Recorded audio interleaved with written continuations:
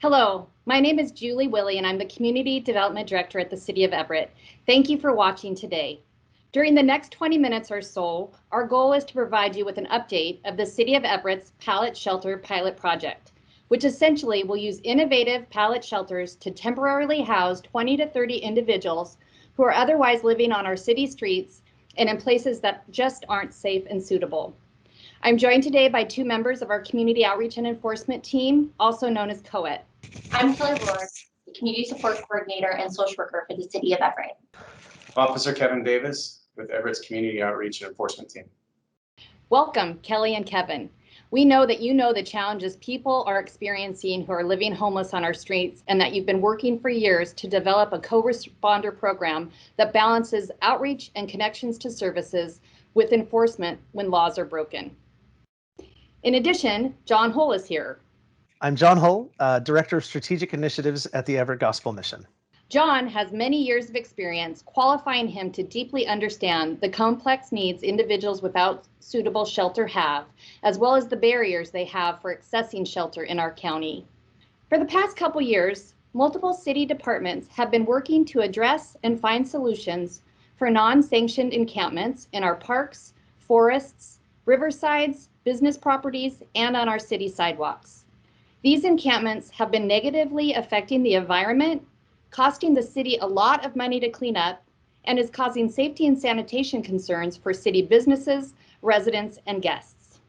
Our emergency response system is also overly utilized by individuals on the street who often suffer a combination of medical, behavioral, and substance use challenges. A call to 911 is used both when our homeless residents are causing trouble for area businesses and residents, and also when there are concerns for those individuals in need of help, safety, and security, which living on the street make difficult to come by.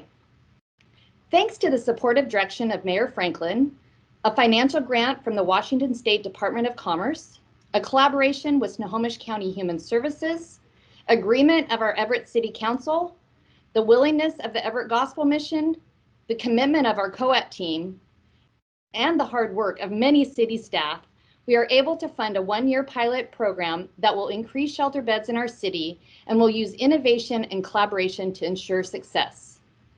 First off, so you know what I'm talking about each time we say pallet, let's learn about them. Pallets were founded by Amy King, CEO of Pallet Shelter, an Everett-based company that cares deeply for and employs individuals re-entering society following homelessness or incarceration. Amy and her team have been very helpful in sharing with us how other communities are using pallets to address homelessness and in helping us develop a site here in Everett. Check out this brief video to learn more. Hi, I'm Amy King, CEO and founder of Pallet. I'm excited to show you our shelter today. One thing to note for you, this unit is missing its front wall and front door. That is intentional so that you can see inside. Normally our shelters have a really beautiful front wall with a locking door, which is really important. People experiencing homelessness and displaced by disaster need the security of knowing that their things and their people are safe. So we have included a locking door that we can't show you here. A couple important things to note about this unit. Structurally, it comes in a panelized form on a shipping pallet, so we can get about 32 of these of this size in a single trailer. So max capacity at scale to get as many people out of the elements as possible. The units go together in about 30 minutes with no tools required. They go together super fast with a very small team. As you can see, each of the panels is individually manufactured here in the shop. So if you have any damage or issues with any of the panels, we can replace just the panel instead of the entire unit. The units are made of a material that is mold, mildew, and rot resistant and totally organic. They're also pest resistant, which is really important when working with people experiencing homelessness. All of them are also cleanable, sterilizable, which is especially important right now during COVID, so that you can cycle multiple people through the same unit and get a higher ROI on your investment. Another really important feature to note is this floor. This is a structural floor that includes an aluminum structural members that can go right on the ground. We put these units on grass, gravel, concrete, anywhere. You can literally set up a pallet community in a matter of hours. You can put together a shelter in a matter of minutes and put an entire community together in a day if you'd like. A couple other really important features that we want to make you aware of. If you come inside, you can see that this is a very comfortable unit. So it includes beds. These bunk beds fold up and out of the way during the day and latch so that there's more room to move around. You can also drop them down at night for sleeping, and we include the mattresses, and you can add your own bedding and all of that. A couple other important features to note: we have shelves for storing your things, which is really important so that people can keep their things with them and feel like they have their own place. We also have electrical panels that can be connected to existing infrastructure or be added to, you can add solar power or connect to generators, whatever you have available. Our units also contain air conditioning units, which we don't have one here, but this is what this hole is for, and a heater as well, so that you can have individual temperature control for comfort. Additionally, our units are meant to be safe and secure. So as I mentioned, they would have a locking door. They have opening windows that lock when they're closed, but can open for airflow inside.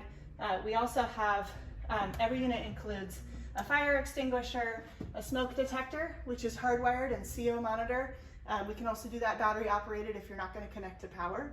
And then we also have, really importantly down here, an egress hatch. This is if there happens to be a fire in your unit in front of the door. This is a secondary way to get out, and this can be kicked out quickly, and someone can slide out without any issue. Additionally, we have other options for ventilation. We have a venting ridge roof cap that opens up so that hot air can go out and cool air can come in. It's very important for people to be comfortable and feel like they're in control of their environment. So overall, those are all the various features of our unit that I wanted to share with you. If you'd like to learn more about our units and how they can work in your city or county, please reach out to our team, and we'll be happy to set up a personal meeting or answer any questions you have. Please let us know how we can help. Wow, those pallets are really amazing. John, knowing what you know about shelter, do you think pallets are a good strategy for addressing homelessness? Well, Julie, I think pallet shelters are a fantastic solution in our community. I'm especially excited that they're built right here in Everett, and they're actually built by people who are coming out of our law enforcement systems and even out of homelessness. I have a relationship with one of the very first employees at Pallet Shelter, who is a graduate of our recovery program at the Everett Gospel mission. So there's a really, really great integration between what Pallet's doing and what's happening here in our community.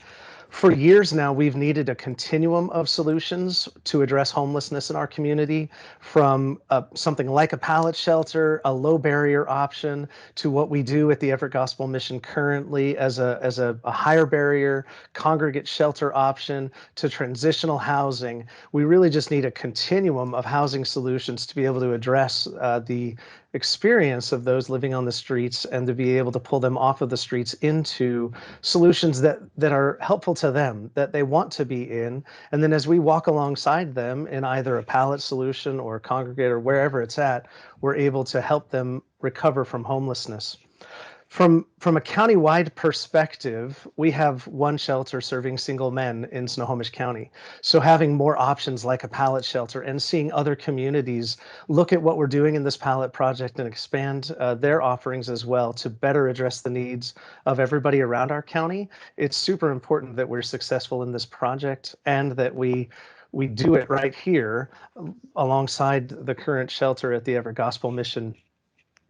There are some very unique needs of those currently living on the streets that I think pallet shelters address, from couples. There's not a current shelter available to them, to individuals with pets that are not classified as service animals, that our shelters are struggling to be able to accommodate those individuals. But a pallet shelter like this that provides private space to couples and to individuals with pets, it's a great solution that is often a barrier to individuals living on the streets getting off streets.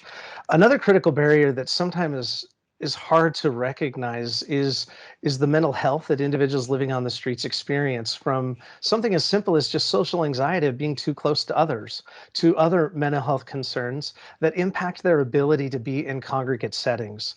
So though I love what we do at the men's shelter and the women's shelter and other shelters in our community, those aren't always the best solution for those experiencing homelessness on our streets. Some need that private space that something like a pallet shelter is going to provide. And then the other just critical thing that we're going to, I'm sure, hear more about is the ability of having these individuals who right now are moving around our communities in a single stable place that our service providers, that our staff, and that our community can reach out to, connect with, and build those relationships that are really so critical to recovering from homelessness. So Kelli, how about you? Do you think Pallets would be a suitable shelter for the individuals that are homeless that you work with each and every day? Julie, I do think that pallets are absolutely a suitable option for the homeless community that I serve. It is another option for those experiencing homelessness. It addresses our community's need for more shelter beds and varied options for shelter.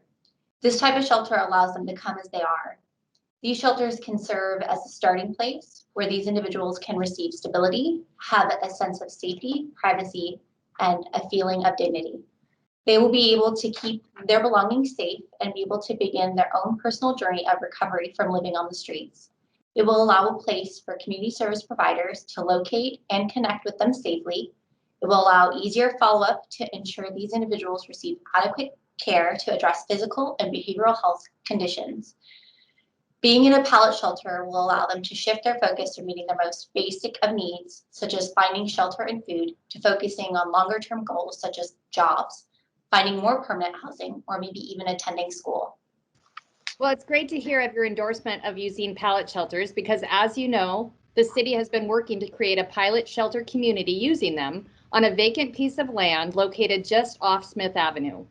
The land used to be holding timber, and now it sits empty. It is close in proximity to the Gospel mission, who has stepped up to help the city develop this new and innovative shelter community. In addition to increasing shelter for individuals who are chronically homeless, increasing shelter will help us to address some of the challenges businesses in the area have been experiencing for years. Challenges with vandalism, trespassing, excess garbage, and other hazards. Officer Davis, can you share a bit about the type of 911 calls you get from the area, how the businesses are effective, and how the police department helps? Thank you, Julie. I can explain a lot of the calls we have are the same that we get on patrol throughout the community. So they include calls for theft, vandalism, trespassing, fires, people starting fires, drug use, drug deals, assaults, and unfortunately, we've even had homicides. And the calls come from our clients in the homeless community down there. Some common ones are still the domestic violence or assaults and stealing from one another. And this ties into businesses as well. So the businesses feel they're financially impacted, their employees feel unsafe, and the community who may be visiting these businesses also feel concerned. So the City of Everett and the Everett Police Department, we've been addressing it in a few different ways. Our community outreach team, the last 4 or 5 years, we've been out on the streets, hiking into camps, talking to our homeless and our addicts and those in need of services. This includes 3 days a week now. We've been assisting Public Works with ongoing cleanups. So we do that up to 3 times a week for a minimum, oftentimes, of 2 hours a day. And those cleanups are expensive and are costing money.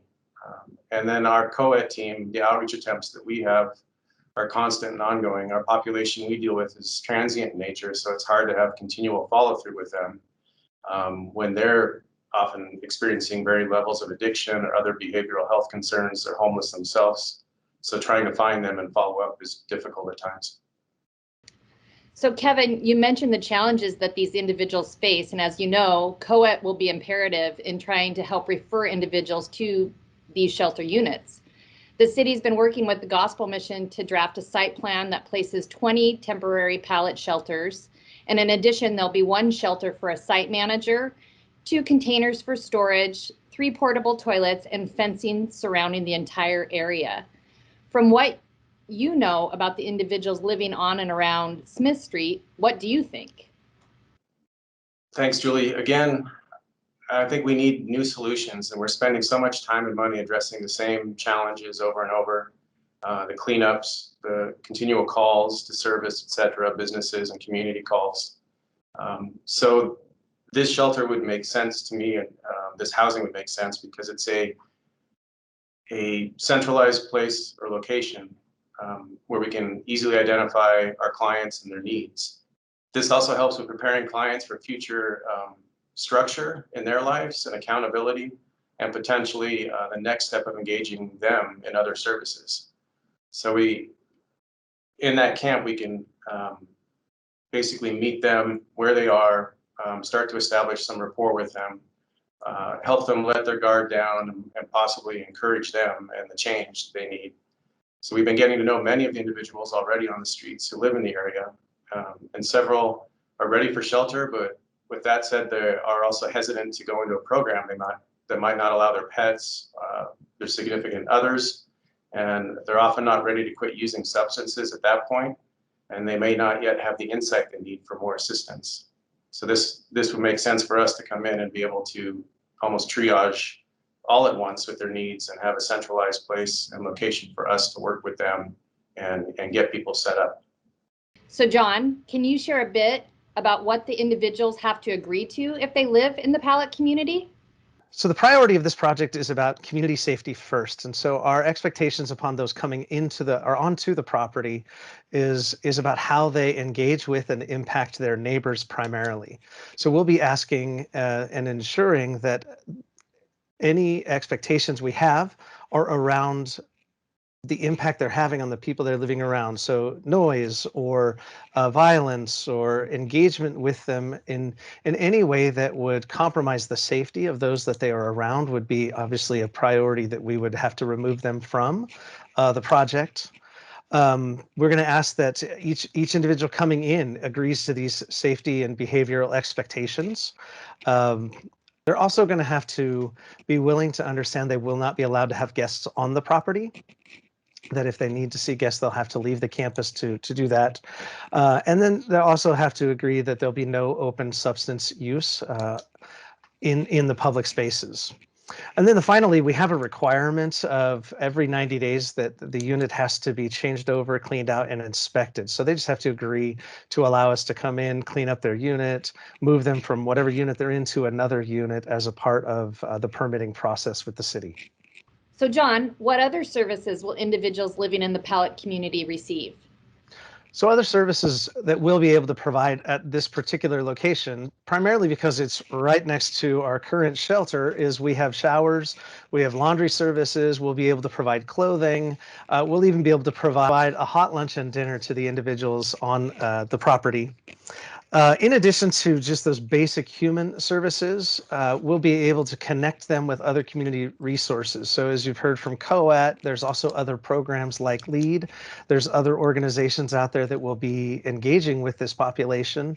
We'll be able to utilize that on-site office, as well as even some of the office spaces at our men's shelter, to make sure that there are spaces for individuals to meet with their support community. We're calling it a care team, and so we're going to have a program manager who will be working with all of these service providers with that approach of understanding what each member of that care team is doing and how we can continue to support the recovery of the individuals in the project.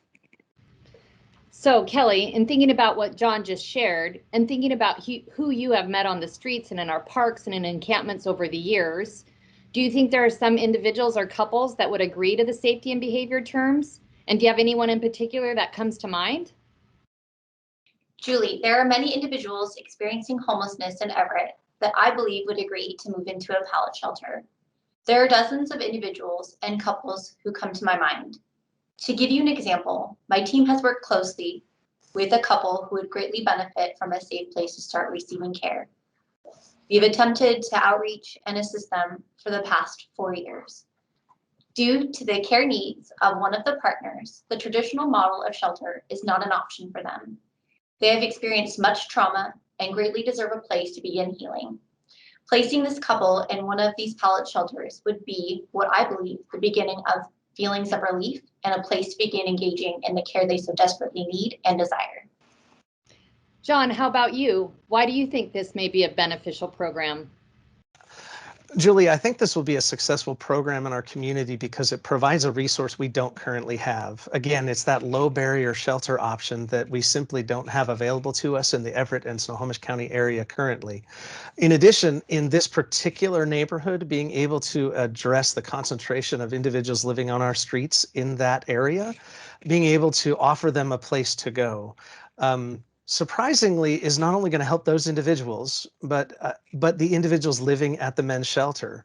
There's over 100 men who live in that shelter who will benefit from having the streets more clear and having a safer walk from the shelter to the transit station. Or other men who are interested in recovery or interested in getting out of homelessness that are not averse to a congregate housing option. Having the encampments that have been outside on our streets no longer in our neighborhood makes that a safer option for them. I'm reminded of one individual who tells a story who's now fully in recovery and engaged in our community. And he tells the story of when he was referred to come down to the mission to seek services and help. He came around the corner at 36th and he saw the encampment under the bridge and he turned around. He went back to that service provider that was encouraging him to come down and said, I can't go there. There's no way that I can recover with all that stuff happening around the mission. I simply can't do what I need to do down there. Thankfully, she put him in her car and she drove him down and introduced him to our staff, and he now is in recovery. But removing even that kind of barrier to access to all of our services by actually increasing our services is a great way for our community and something I think we all can be proud of. I think I'm excited too about even just the local businesses that are excited about this project, that they want to be a part of setting it up. And yes, they've experienced a lot of difficulty with what's happening on our streets, but they're compassionate and they certainly want to see individuals who are living on our streets have options and opportunity to recover from homelessness and live the life of flourishing that we all want for one another as a community. Officer Davis, I don't want to leave you out. What benefits do you think may come from this new pallet shelter pilot? Thank you, Julie. This gives us the tools to enforce and another option to help our clients. It will allow us to offer a low barrier housing option and the ability to triage their needs. Having that structure will allow for accountability and also prepare them for treatment and options for treatment to start to kind of stabilize where they are in life and prepare for that structured environment and treatment. And ultimately, this helps prepare them for recovery from homelessness.